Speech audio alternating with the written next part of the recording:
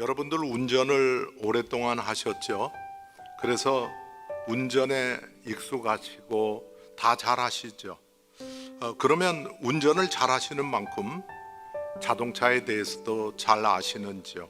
자동차에 대해서 잘 모르는데도 우리는 운전을 잘하고 다니는 거예요. 저는 우리들에게 있어서 주기도문이 바로 그런 것 아닌가 하는 생각을 해보곤 합니다. 아무런 거침없이 언제 어디서든지 할 수 있는 것이 주기도문입니다.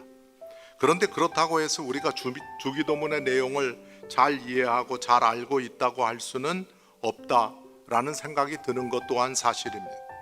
그런데 제가 오늘 특별히 우리 죄를 사하여 주시옵고 하는 부분에 대한 말씀을 나누고자 하는 것은 주기도문 중에서도 어쩌면 우리가 가장 잘 이해하지 못하고 있는 부분이 아닐까 하는 생각이 들기 때문입니다. 성도님 여러분, 우리가 살아감에 있어서 우리의 생명과 행복을 위해서 반드시 필요한 것 두 가지가 있다고 한다면 그것이 무엇일 것 같으십니까? 한 가지는 일용할 양식이고요, 다른 한 가지는 죄의 용서입니다. 육신의 필요를 채우는 것으로만 해결되지 않습니다.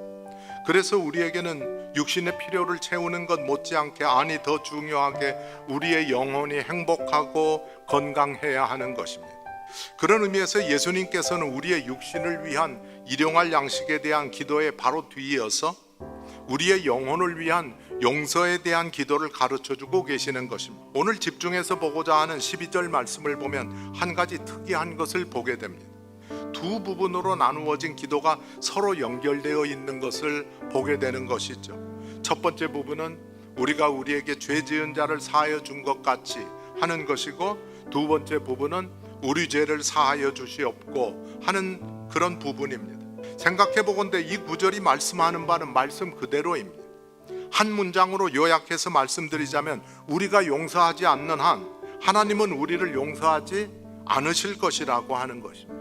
참 마음이 무거워지고 부담이 가는 말씀입니다. 그래서 성 어거스틴은 이 본문을 가리켜서 두려운 간구다라고 말했습니다. 너희가 사람의 잘못을 용서하면 너희 하늘아버지께서도 너희 잘못을 용서하시려니와 너희가 사람의 잘못을 용서하지 아니하면 너희 아버지께서도 너희 잘못을 용서하지 아니하시리라. 여기서 우리가 명심해야 할 것이 하나 있습니다. 그것은 무엇보다도 앞서서 우리는 십자가의 피로 모든 죄를 원천적으로 용서받았다라고 하는 사실입니다. 성도님 여러분, 예수님께서 지금 이 주기도문을 누구에게 가르쳐주고 계시는 것입니까? 제자들에게 가르치고 계십니다. 이 기도는 하나님 아버지를 모르는 세상 사람들이 하는 기도가 아닙니다.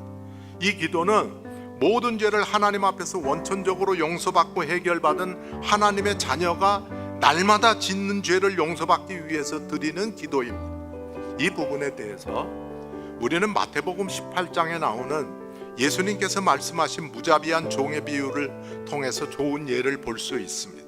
거기에는 왕에게 1만 달란트 빚진 자가 나옵니다. 그러자 왕은 제발 살려달라는 그 빚진 자의 애원을 들으사 1만 달란트나 되는 빚을 전부 다 탕감해 주셨습니다.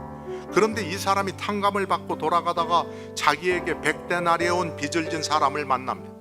100데나리온은 자기가 탕감받은 액수에 비하면 60만 분의 1도 안 되는 작은 금액이 있죠. 그 사람을 그만 감옥에 가두어 버리고 말았죠. 그런데 왕이 그 소식을 들었습니다. 괘씸하기 짝이 없어서 왕이 그를 불러서 그 빚을 갚도록 저를 옥졸들에게 붙여버렸던 것이죠. 우리가 사하여 주고 사함을 받아야 할 죄란 어떤 것일까요? 오페일레마라고 하는 단어인데, 이것은 마땅히 지불해야 할 것을 지불하지 않는 것을 말합니다. 그러므로 죄는 곧 빚진 상태에 있는 것이다 라고 할 수 있는 것이죠.